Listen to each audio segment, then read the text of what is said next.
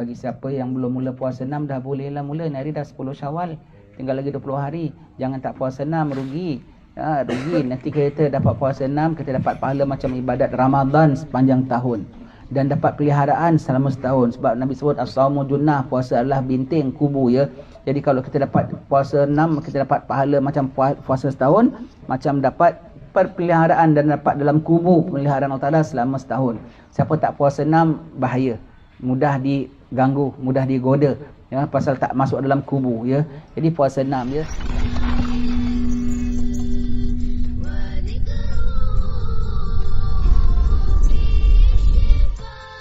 Assalamualaikum warahmatullahi wabarakatuh. Alhamdulillah, syukur pada Allah Ta'ala. Pagi ini kita berada di rumah Haji Muhammad Ali kita. Rumah belum siap, rumah belum bina pun ya. Tapak sebelah belum bina, tapak dia, ini rumah jiran sebelahnya belum siap. Kita diminta datang, minta bacakan doa supaya daripada awalnya rumah ni dah diniatkan untuk ibadat pada Allah Ta'ala. Supaya daripada awal rumah ni sudah diniatkan untuk menjadi tempat zikir pada Allah Subhanahu Wa Ta'ala. Maka daripada mula diasaskan sehinggalah mudah-mudahan sampai ke akhirnya rumah itu nanti dia dalam jadi tempat naungan bagi ibadat Allah Subhanahu Wa Ta'ala. Kita bina rumah, tuan-tuan sekalian, di antara perkara yang kita kena perhatikan kalau kita bina rumah, kita kena lihat nombor satu dengan niatnya, dengan ikhlasnya. Bina rumah dengan niat apa? Dengan niat untuk biar orang pandang kita ada mata, biar orang tengok kita hebat, biar rumah kita besar, orang dari jauh tengok, wah rumah fulan. Bukan, jauh sekali, jauh daripada niat-niat begitu tuan-tuan sekalian. Itu dari awal kita dah berdosa kalau kita bina rumah dengan niat sebenarnya. Dengan niat biar anak isteri aku dapat tempat bernaung, dengan niat mensyukuri nikmat Allah Subhanahu Wa Ta'ala, dengan niat rumah ni aku nak jadikan ibadat. Bagaimana Nabi mengatakan jangan jadikan rumah kita seperti kuburan. Kuburan kenapa? Kuburan kan tak ada orang ibadat dalamnya. Orangnya mati diam saja, gelap saja. Jadi jangan jadikan rumah kita kuburan. Itu maksud apa? Jangan jadikan rumah kita itu sepi daripada ibadat dan zikrullah. Dari mula kita dipasang niat dengan berbagai-bagai niat kita beli rumah. Kemudian apabila kita beli tanah, tuan-tuan sekalian, apabila kita beli tanah, kena pastikan tanah itu memang tanah yang boleh dibeli. Sekali kita beli rupanya tanah wakaf, oh tak boleh. Kena tanya orang sebelah-sebelah, tanya rumah ni tanahnya okey tak, boleh tak? Maklum zaman sekarang ini kita tak tahu ya. Kita beli, kalau boleh dibeli tu maknanya tanah tu boleh dijual. Tapi kerana bukan beli rumah tu bukan sekali dua kali, bukan setahun dua tahun nak kekal di situ, kenalah terbanyak sedikit selidik dan tanya. Al-maklum zaman sekarang ni selalu kita kedengaran bapaknya meninggal dunia, diwakafkan tanahnya sebidang, cuma belum disempat dituliskan saja. Baru bilang sama Pak Imam dengan ketua kampung, itu tanah aku wakafkan untuk masjid, untuk surau. Anaknya balik tengok kadang yang ada dah terbina surau pun, tapi pasal tanahnya belum bertukar nama lagi, tahan dia ambil balik. Haram, itu tanah wakaf. Jadi kalau kita boleh tanya, ini tanah clear ya, tanah begitu pastikan, dia bilang clear lah. Bilang bapak saya bilang wakaf, tapi tak hitam putih tak hitam putih, dia sudah sebut wakaf, dah jadi wakaf. Kita jangan belilah tanahnya begitu ya, payah. Begitu. Jadi kita dah beli tanah, dah sah tanah kita beli, kemudian kita beli pula dengan duit yang halal. Kalau ada satu batu bata daripada rumah ini saja yang pada bukan duit yang halal, tak kabul ibadat dalam rumah itu, tidak kabul doa dalam rumah itu. Jadi biar dengan duit kita, setiap sen yang kita beli adalah daripada yang halal. Begitulah. Kemudian kita beli rumah juga, kita boleh kalau boleh cari daripada awalnya tukang yang elok, tukang orang-orang yang tahu agama kalau berapa daya. Walau Cina sekalipun kita kena perhatikan, kita tengok. Sebab kadang-kadang setengahnya, ini saya cakap ni ingat pada pengalaman yang kita nampak ya. Setengah-setengah tukang, dia ambil air di bancuh simen itu, airnya ada mutan najis. Ada tai kucing, ada semua apa, bukan dibersihkan, dia gaul sekali. Ini jadi mutan najis melekat dalam tembok kita.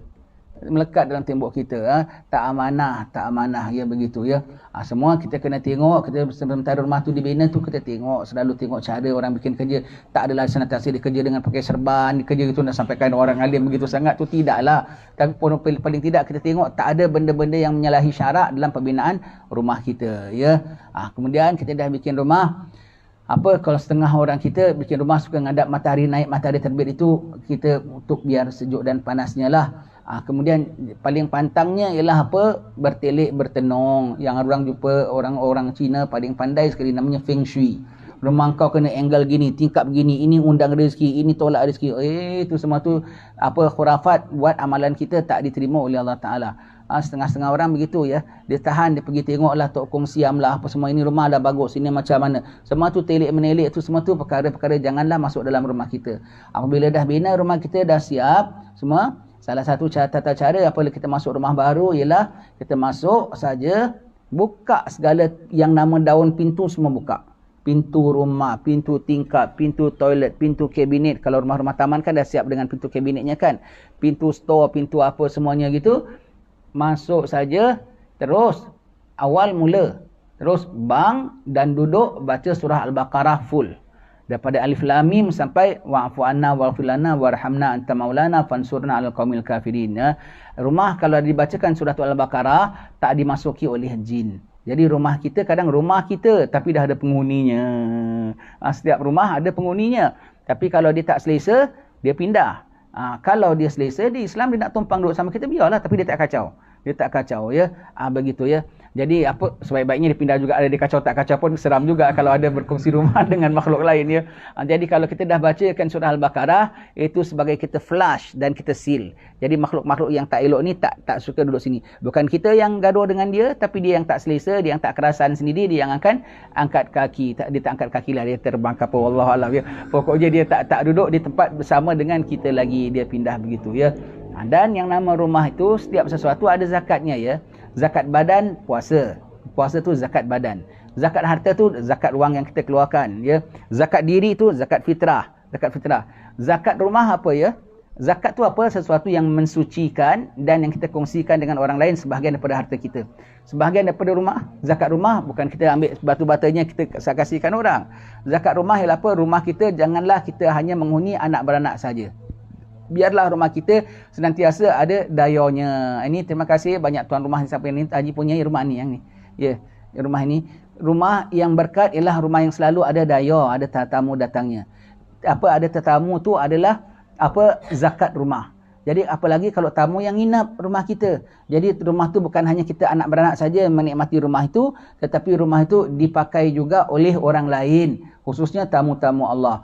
Tamu datang dengan bawa rezeki mereka sendiri. Tamu datang adalah dari Allah Subhanahu Wa Taala. Kita suka tamu datang bermakna kita suka Allah. Kita tak suka yang orang wegah nak terima tamu, tahu nak terima tamu aja alah punya susahnya nak terima tamu ya. Allah Jadi kalau tak suka terima tamu, tak suka pada Allah. Tak suka pada Allah, Allah tak suka pada kita. Kita tak suka Allah, Allah tak heran. Allah tak suka sama kita, siapa nak suka kita ya. Jadi suka terima tamu. Jadi rumahnya terima tamu macam mana? Dia adakan kuliah-kuliah ke, dijemputkan orang alim ke, jiran tetangga dipanggil baca yasinan ke, sikit-sikit ada bancaan ke. Jadi apa rumahnya senantiasa ada tetamu datang, sekali-sekala orang tamu datang, itu namanya zakat rumah ya, biar berkat. Dan dalam rumah kita, biarlah rumah kita itu dalamnya jadi apa? Kita kan umat Nabi Muhammad ya. Umat Nabi Muhammad. Pakaian kita, pakaian sunnah Nabi sallallahu alaihi wasallam, tutup aurat sebagaimana diajarkan oleh Nabi kita sallallahu alaihi wasallam. Makanan kita yang halalan tayyiban yang disaran oleh Nabi Muhammad sallallahu alaihi wasallam. Begitulah juga rumah kita ya. Rumah kita macam mana? Biarlah rumah kita itu ada bi'ah mustafawiyah, suasana kemustafaan. Suasana macam mana yang diajar oleh baginda sallallahu alaihi wasallam. Dalam rumah kita ada sembahyang jemaah. Walaupun kita pergi surau, balik dengan isteri, sembahyang jemaah di rumah. Rumah kita ada dibuat sembahyang malam di rumah macam mana rumah Nabi. Dalam rumah kita ada untuk terima tamu. Dalam rumah kita ada baca ratib-ratibnya, ratib atasnya, ratib haddadnya. Dalam rumah kita ada bacaan Al-Quran, kumandang dalam rumah kita senantiasa ya. Kalau sampai setengah-setengah rumah di Hadramaut tu ada bilal rumah lagi pun tahu, tukang bang rumah.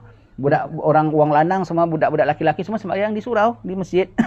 Tapi yang sembahyang di rumah orang perempuan, dan orang perempuan tidak bang. Orang perempuan tidak bang, tidak azan. Jadi di setengah rumah sana ada satu anaknya ke cucunya ditugaskan sebagai bilal rumah. Apabila dengar bang kat surau saja, dia tengah main-main ke apa, dia balik rumah dia bang dulu. Dia bang kemudian dia pergi masjid. Dia sembahyang kat masjid. Jadi kat rumah dia tu mak dia sembahyang, nyanyinya sembahyang semua dah ada azannya. Sampai begitu sekali mereka jagakan ya. Kalau sebab kalau azan dikumandangkan, syaitan lari terkentut-kentut. Jadi rumah kita ada azan selalu, biar syaitan lari ya. Jadi rumah kita tu ada ibadatnya, ada ingat Allah Ta'alanya, ada zikrullahnya. Itulah yang sepatutnya rumah kita ya. Jadi nak hias rumah apa semua tu berpada-pada. Jangan sampai ada hak orang masih ada dalam rumah kita. Hak orang apa, hutang orang kita belum bayar tapi kita cantikkan rumah. Hak Allah dalam rumah kita. Kita dah patut pergi haji tapi rumah kita cantikkan lebih daripada yang sepatutnya. Sehingga patutnya biaya tu kita boleh pakai untuk haji. Tetapi kita tak pergi haji, kita cantikkan rumah selawa-lawanya dan kita belum pergi haji. Itu semua tu hak Allah ada dalam rumah kita semuanya itu ya. Semua itu membawa kepada dosa. Biar rumah yang zuhud, rumah yang tawaduk ya. Bahan binaan rumah macam mana pulanya? Bahan binaan rumah paling bagus kalau rumah ialah apa? Sebagaimana Imam Ghazali sebut dalam Ihya Ulumuddin, yang paling bagus kalau tak ada berumah. Tak ada rumah, macam tupai, macam kucing tak ada rumah. Betul tak ada rumah. Macam Nabi Isa alaihissalam tak ada rumah tak? Nabi Isa alaihissalam tak ada rumah. Duduk sana, duduk sini. Mana dia nak tidur, dia tidur. Bawah pokok ke, tempat sampah ke, mana dia sampai dia tidur. Begitu. Seperti Sayyidina Abu Hurairah, kan tak ada rumah, dia mondok dengan Rasulullah. Duduk dengan Rasulullah itu ya. Semua kehidupannya tu bawah naungan baginda sallallahu alaihi wasallam. Kalau kita bilang duduk pondok lah ya, duduk pondok. Jadi tak ada berumah. Itu paling afdal. Kemudian kalau kita perlu nak ada rumah sendiri, rumah berasingan kerana ada berkeluarga ke apa, rumah paling afdal ialah dibuat daripada kulit. Itu khaimah saja. Zuhudnya sederhana. Kemudian kalau kita nak rumah yang tegap sikit, yang mantap sikit, bahan binaan paling afdal ialah dari tanah. Sebagaimana rumah-rumah di Hadramaut sana masih daripada tanah. Begitulah rumah zaman Nabi. Di tempat kita tak sesuai, rumah dari tanah ia roboh pasal kita banyak hujan. Sana hujannya setahun tak sekali. Kadang-kadang bertahun-tahun sekali, baru sekali hujan ya. Pada rumah dari tanah mereka tahan. Rumah kedua yang afdal bahan binaan ialah daripada papan, rumah kayu. Sebab itu rumah kita dulu semua kayu dan papan ya. Dan sekarang papan lagi mahal dan nak jaganya payah. Maka orang tua kita dulu boleh bikin batu, mereka tahu cara pembinaan batu tapi mereka tak bikin. Mereka bikin papan ratusan tahun rumah papan ya. Rumah papan itu afdal kerana rumah papan tu lebih zuhud lagi, lebih sederhana. Kemudian penghabisan ialah rumah daripada batu, begitulah dalam hal ehwal rumah kita semuanya tu ada bicara syarak di dalamnya. Mudah-mudahan kita dapat tepati ya, Kalau kita tak dapat seluruh rumah batu, paling rumah kayu, paling tidak satu sudut rumah kita ada sedikit kayu jadilah. Paling tidak ada sikit dindingnya tu kayu, sekeping pun jadilah. Kenapa? Nakkan manfaatnya. Sedikitlah dindingnya buat adang ke gitu, kayu jadilah. Jadi ada sebahagiannya kayu dalam rumah kita. Begitu ya. Siapa ada bawa untaian pelita, saya pinjam. Ada yang bawa untaian? Ada banyak. Kita baca sikit. Qasidah ya Arhamar Rahimin. Nak pukul-pukul pula boleh sikit buat ramai-ramai berhariah. Bismillahirrahmanirrahim. Allahumma salli wa sallim ala sayyidina Muhammadin wa ala ali sayyidina Muhammad. Ya Arhamar Rahimin, ya Arhamar Rahimin, ya Arhamar Rahimin, farij 'alal muslimin, ya Arhamar Rahimin, ya Arhamar Rahimin, ya Arhamar Rahimin, farij 'alal muslimin, ya Rabbana ya Karim, ya Rabbana ya Rahim, antal jawadul halim wa anta ni'mal mu'in, ya Arhamar Rahimin, ya Arhamar Rahimin, ya Arhamar Rahimin, farij 'alal muslimin, wa ma lana rabbana siwaka ya hasbana, ya dzal ula wal ghina, wa ya qawi ya matin, ya Arhamar Rahimin, ya Arhamar Rahimin, ya Arhamar Rahimin, farij 'alal muslimin.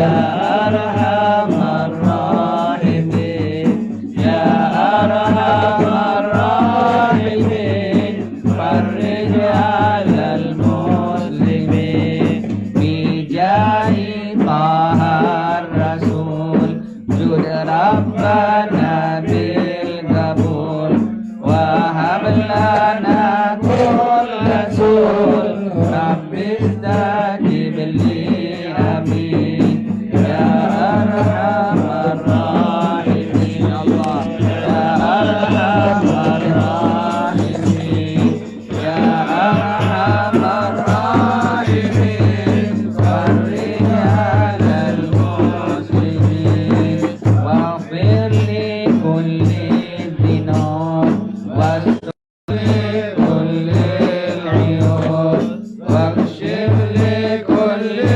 al-ghurub warfi hadzal muqim, ya arhamar rahimin, Allah ya arhamar rahimin, muhadana al jalil, ya arhamar rahimin, ya arhamar rahimin, ya arhamar rahimin, farij 'alal muslimin, thumma as-salah was-salam ala syafi'il anam wal ali ni'mal kiram was-sahbi wat-tabi'in, ya arhamar rahimin, ya arhamar rahimin,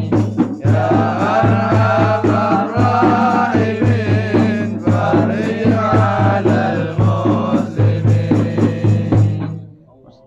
Alhamdulillahirrahmanirrahim. Syukur pada Allah Ta'ala. Sedikit lagi pesanan ya. Bagi siapa yang belum mula puasa 6, dah bolehlah mula. Ni hari dah 10 Syawal, tinggal lagi 20 hari. Jangan tak puasa 6, rugi. Rugi. Nanti kita dapat puasa 6, kita dapat pahala macam ibadat Ramadan sepanjang tahun, dan dapat peliharaan selama setahun. Sebab Nabi sebut as-saumu junnah, puasa adalah binting kubu ya. Jadi kalau kita dapat puasa 6, kita dapat pahala macam puasa setahun, macam dapat perpeliharaan dan dapat dalam kubu pemeliharaan Allah Ta'ala selama setahun. Siapa tak puasa 6, bahaya, mudah diganggu, mudah digoda ya, pasal tak masuk dalam kubu ya.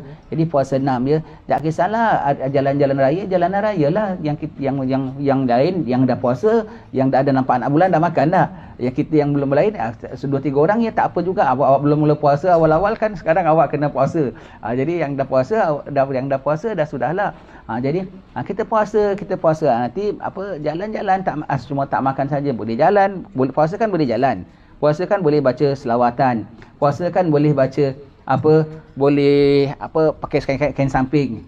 Jadi kalau semua tak boleh makan saja. Nanti malam makanlah. Nanti dah habis 6 hari makanlah. Habis nak tunggu habis hari rayanya sampai 30 Syawal kita ada jalan hari-hari. Nanti bila nak puasanya, ya tak apalah, puasa 6 hari jadi dapat pahalanya ya. InsyaAllah lah, mudah-mudahan jangan sampai tak puasa 6 ya. Jangan tunggu akhir-akhir, nanti dah akhir-akhir demam, tak boleh puasa macam mana. Pernah saya dulu selang-selangkan, tinggal 1 hari tok, sampai dah hujung Syawal kok belum dapat. Alamak. Alhamdulillah 30 Syawal betul dapat puasa 1 hari pun. Itu tengok kalender 30 ke 29, 30 ke 29. Kalau 29 habislah aku. Kali rupanya 30 dapat puasa 30 Syawal, sembuh dapat puasa 30 Syawal, 1 Zulkaidah Habib Amillah Al-Jufri meninggal. Begitu ya. Lepas itu serik tak berani nak lambat-lambatkan puasa 6-nya ya. Nanti lambat-lambatkan, nanti tak terbuat. Ini yang kita pesankan untuk siapa yang puasa 6, jangan sampai tertinggal. Untuk yang muda-muda, yang muda-muda jangan tinggal puasa 6 ya. Kalau dah muda-muda kita sebut, yang tua-tua patah lagi. Itu mafhumnya. Jadi dah muda-muda kita pesankan ni pula yang tua-tua. Sekali betul kita buat tahun ini puasa 6, rupanya tahun ini penghabisan punya puasa 6. Allah.